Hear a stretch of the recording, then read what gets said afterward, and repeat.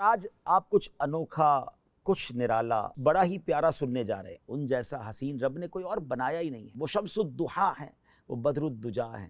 تیرا خلق سب سے بالا، تیرا حسن سب سے اعلیٰ، فدا تجھ پہ سب زمانہ، مدنی مدینے والے۔ بلغ سلامی روضۃ فیہا النبی المحترم۔ وہ ایسے آقا ہیں جن کو کوئی ایک بار دیکھ لے ساری زندگی ان کے حسن و جمال کے جلووں میں گم ہو جاتا ہے۔ جی ہاں، وہ آقا جن کا آپ نے بھی اور میں نے بھی کلمہ پڑھا ہے صلی اللہ تعالیٰ علیہ وسلم۔ وہ دکھتے کیسے تھے، وہ نظر کیسے آتے تھے، ان کا حسن کیسا تھا۔ لب کے لے آواں کتھوں سونا تیرے نال دا۔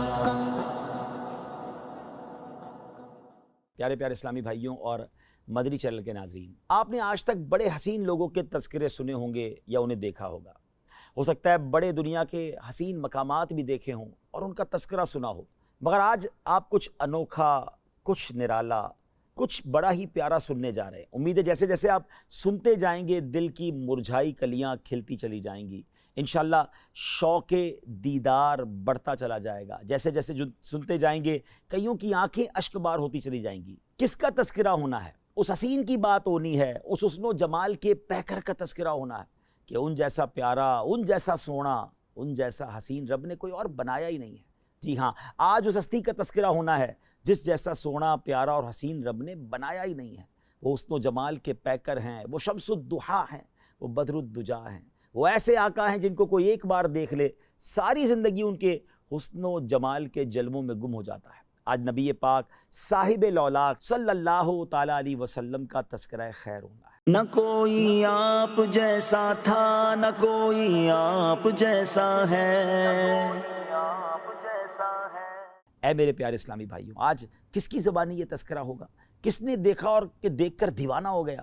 میرے آقا علیہ الصلوۃ والسلام کا حسن وہ ہے کہ جب سیدنا حسان بن ثابت رضی اللہ تعالیٰ عنہ نے دیکھا تو بے ساختہ پکار اٹھے، وَأَحْسَنُ مِنْكَ لَمْ تَرَ قَطُّ عَيْنِي وَأَجْمَلُ مِنْكَ لَمْ تَلِدِ النِّسَاءُ خُلِقْتَ مُبَرَّأً مِنْ كُلِّ عَيْبٍ كَأَنَّكَ قَدْ خُلِقْتَ كَمَا تَشَاءُ۔ نبی پاک علیہ الصلوۃ والسلام کی ذات وہ ہے جب ان کے حسن و جمال میں گم ہو کر مولانا جامی رحمۃ اللہ تعالیٰ علیہ نے قلم اٹھایا تو کمال کیا۔ اور آپ لکھتے ہیں، ہر کس کے لبے لالے ترا دیدہ بدل گفت، حقا کے چے خوشکندہ عقیق یمنی را۔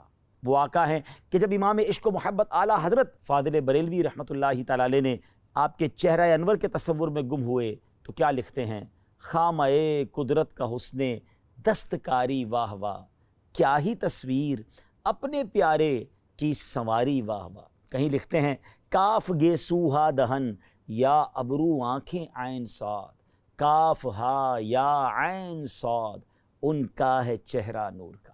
جب مولانا حسن رضا خان صاحب نبی پاک علیہ الصلوۃ والسلام کے جلووں میں گم ہوتے ہیں تو پھر کیا خوب لکھتے ہیں کہ ایسا تجھے خالق نے طرح دار بنایا، یوسف کو تیرا طالب دیدار بنایا، کونین بنائے گئے سرکار کی خاطر، کونین کی خاطر تمہیں سرکار بنایا۔ مفتی اعظم ہند مصطفیٰ رضا خان صاحب رحمۃ اللہ تعالیٰ علیہ جب قلم اٹھاتے ہیں تو کیا لکھتے ہیں کہ خدا کی سلطنت کا دو جہاں میں کون دولا ہے، تم ہی تم ہو، تم ہی تم ہو، یہاں تم ہو، وہاں تم ہو۔ اور پھر میرے شیخ طریقت امیر اہل سنت بانی دعوت اسلامی مولانا محمد الیاس عطار قادری دامت برکاتہم العالیہ جب قلم اٹھاتے ہیں، آقا کے جلووں کا تصور جماتے ہیں تو پھر کیا لکھتے ہیں، تیرا خلق سب سے بالا، تیرا حسن سب سے اعلیٰ، فدا تجھ پہ سب زمانہ، مدنی مدینے والے۔ پیارے اسلامی بھائیوں، آج اس ہستی کا تذکرہ کرنا ہے جس کا سارا عالم پروانہ ہے۔ جبھی تو مفتی اعظم لکھتے ہیں نا، تو شمع رسالت ہے، عالم تیرا پروانہ، تو ماہ نبوت ہے، اے جلوہ جانانا۔ اے جلوہ جانانا، اے جلوہ جانانا۔ آئیے اس جلوہ جانانہ کا تذکرہ سنتے ہیں، اور کس کی زبانی؟ جی ہاں، اس ہستی کی کہ جس نے ایک بار دیدار کیا پھر جن الفاظ کے ساتھ تعارف پیش کیا۔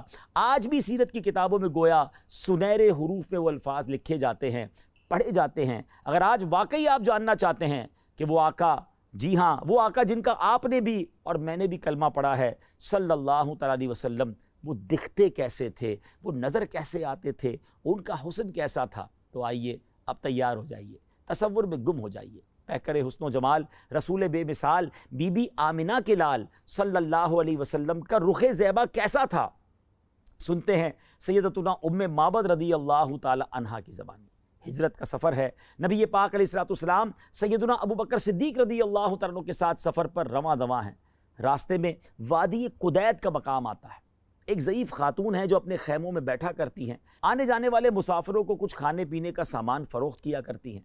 پیارے آقا علیہ السلام بھی اس خیمے پر پہنچتے ہیں، کچھ رقم دے کر کچھ کھانے پینے کا سامان خریدنا چاہتے ہیں، ان کے پاس کچھ نہ تھا، معذرت کر لی۔ نبی پاک علیہ السلام نے ان کے خیمے میں ایک بکری دیکھی جو بڑی لاغر تھی، اس کے تھن بھی سوکھے ہوئے تھے۔ میرے آقا علیہ السلام نے اجازت طلب کی کہ اگر آپ اجازت دیں تو اس بکری سے ہم کچھ دودھ نکال لیں۔ ام معبد یہ جانتے ہوئے کہ اس بکری نے دودھ نہیں دینا، پھر بھی اجازت دے دی۔ پیارے آقا علیہ السلام نے اپنے مبارک ہاتھ ان تھنوں پر لگائے۔ ہاتھ کس کے تھے؟ وہ تھن دودھ سے بھر گئے، اتنا دودھ نکلا کہ سب نے خوب دودھ پیا، بلکہ سارے برتن بھی دودھ سے بھر گئے۔ ام معبد رضی اللہ تعالیٰ عنہ یہ معجزہ دیکھ کر بڑی حیران ہوئیں۔ میرے آقا علیہ السلام تو اپنا دیدار کروا کے چلے گئے، مگر ان کے سبحان اللہ گھر والوں کو دیوانہ بنا گئے، اس گھرانے کو اپنا دیوانہ بنا گئے۔ ابھی وہ ایمان نہیں لائے تھے۔ ابو معبد رضی اللہ تعالیٰ جب واپس آئے اور ام معبد کے جو شوہر ہیں گھر میں جب دودھ سے بھرے ہوئے برتن دیکھے تو پوچھتے ہیں کہ کون آیا تھا، یہ کیا معاملہ ہے؟ تو آپ فرماتی ہیں ایک مبارک آیا تھا، نبی پاک کا نام بھی ابھی انہیں نہیں پتا تھا، نام بھی نہیں پوچھا تھا، تو نام کہا، ایک مبارک ہستی تھی، ایک مبارک شخصیت تھے۔ کہا یہ تو بتاؤ وہ دکھتے کیسے تھے، ذرا بتاؤ تو صحیح وہ کیسے تھے۔ اے پیارے اسلامی بھائیوں، مدنی چینل کے ناظرین، اب سنیے میرے آقا کیسے دکھتے تھے، نبی پاک کا حسن و جمال کیسا تھا۔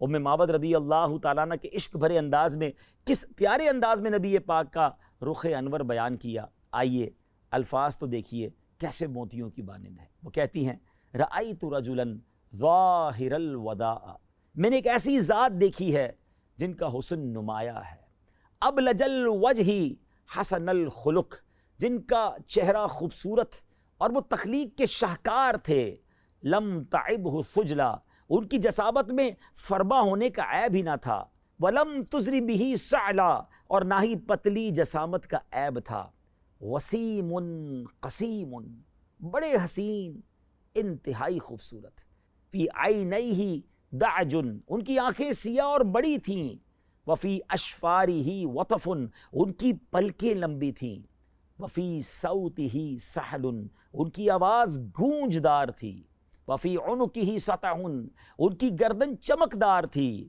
وفی لحیتہ کثاثا، اور جبکہ ان کی داڑھی مبارک گھنی تھی، ازج اقرن، دونوں ابرو باریک اور ملے ہوئے تھے، ان صمت فعلیہ الوقار، جب وہ خاموش ہوتے تو پر وقار ہوتے، وَإِن تَكَلَّمَ سَمَا وَعَلَاهُ الْبَهَا، جب گفتگو فرماتے تو چہرہ پر نور اور بارونق ہو جاتا، اجمل الناس وابہاہم من بعید، جب انہیں دور سے دیکھا جاتا تو تمام لوگوں میں سب سے زیادہ حسین نظر آتے اور باروب نظر آتے، وَأَحْسَنَهُ وَأَحْلَاهُ مِن قریب، اور جب قریب سے دیکھا جائے تو اس سے بھی زیادہ خوبصورت اور حسین دکھائی دیتے، حلو المنطق، نہایت ہی شیریں گفتار تھے، فضل لا نظر ولا حذر، جامع کلام کرنے والے اور فضول کلام سے پاک، کأن منطقہ خرزات نظم یتحدرن، زبان مبارک سے ادا ہونے والے کلمات گویا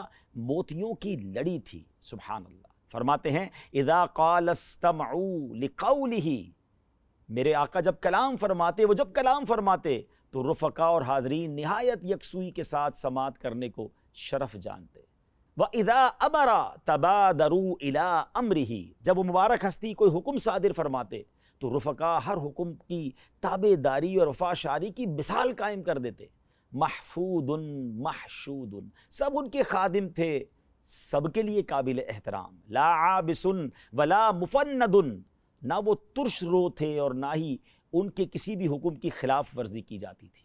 سبحان اللہ۔ ناظرین کیسے موتیوں والے الفاظ ہیں، ذرا غور کیجئے نا کہ صحرا میں رہنے والی خیمہ میں رہنے والی ایک خاتون نے نبی پاک کا ذکر خیر اتنا شاندار انداز میں کیا کہ آج تقریباً 1450-1500 سال کے بعد بھی سیرت کی کتابوں میں ان کا ذکر ہو رہا ہے. آج ان کا ہم نام لے رہے ہیں. ویسے اس زمانے میں بہت ساری خیمے والی ہوں گی، مگر ان کا چرچا کیوں ہے؟ کہ بات یہ ہے کہ ان کے جو غلام ہو گئے، وقت کے امام ہو گئے، نام لیوا ان کے جو ہوئے، ان کے اونچے نام ہو گئے. صحرا میں جب چاندنی رات ہو تو چاند کی چمک دمک دیکھنے کے لائق ہوتی ہے. چاندنی سے گویا سما ڈھک سا جاتا ہے.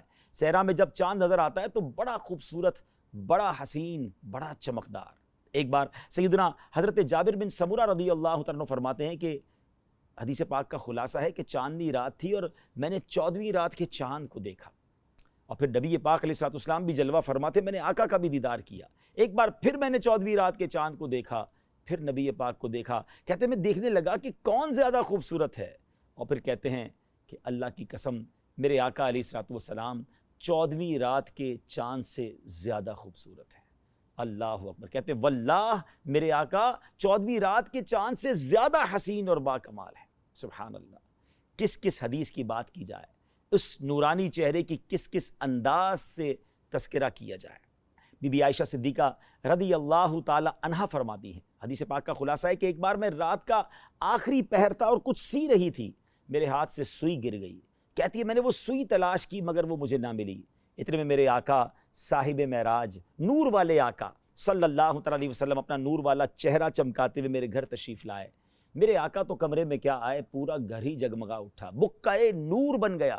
کتنی روشنی ہوئی کہ کہتی ہے ان مبارک نورانی شعاؤں کی برکت سے میں نے اپنی گم شدہ سوئی کو تلاش کر لیا. اے میرے پیارے اسلامی بھائیوں اور مدنی چینل کے ناظرین، آج ہم نے اپنے آقا، پیارے پیارے آقا، حسین آقا صلی اللہ علیہ وسلم کا ذکر خیر سنا ہے، ان کے سراپے کے بارے میں سنا ہے، ان کے حسن و جمال کے بارے میں سنا ہے. پھر کیوں کسی اور سے پیار کیا جائے، پھر کیوں کسی اور سے محبت کی جائے. ارے اگر محبت کرنی ہے، کسی کا دیوانہ بننا ہے، کسی کو آئیڈیل بنانا ہے تو فقط نبی پاک علیہ الصلوۃ والسلام کی ذات کو اپنا سب کچھ بنا لیجئے، اپنی امیدوں کا محور بنا لیجئے، ان کی یاد میں تڑپا کیجئے، ان کے ذکر کو اپنی زبان پہ جاری کیجئے اور آقا علیہ الصلوۃ والسلام کے دیدار کی تمنا دل میں رکھیے. تمنا یہ ہو کہ اے کاش کبھی ایسا بھی ہو خواب میں میرے ہوں جس کی غلامی میں وہ آقا نظر آئے.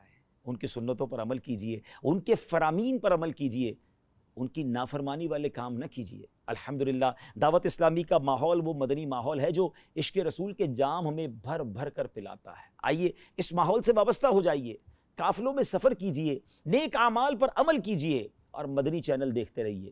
اس طرح کے سلسلے لے کر پھر حاضر ہوں گے. اللہ تعالیٰ مجھے بھی اور آپ کو بھی سرکار دو عالم علیہ الصلوۃ والسلام کا سچا عشق نصیب فرمائے، ان کے جلووں میں گم ہونا نصیب فرمائے. یہ تمنا کاش ہم سب کے لیے پوری ہو جائے کہ نجم کی اے خدا آرزو ہے یہی، عاشق زار کی آبرو ہے یہی، موت کے وقت سر ان کے قدموں میں ہو، دید ہوتی رہے دم نکلتا رہے.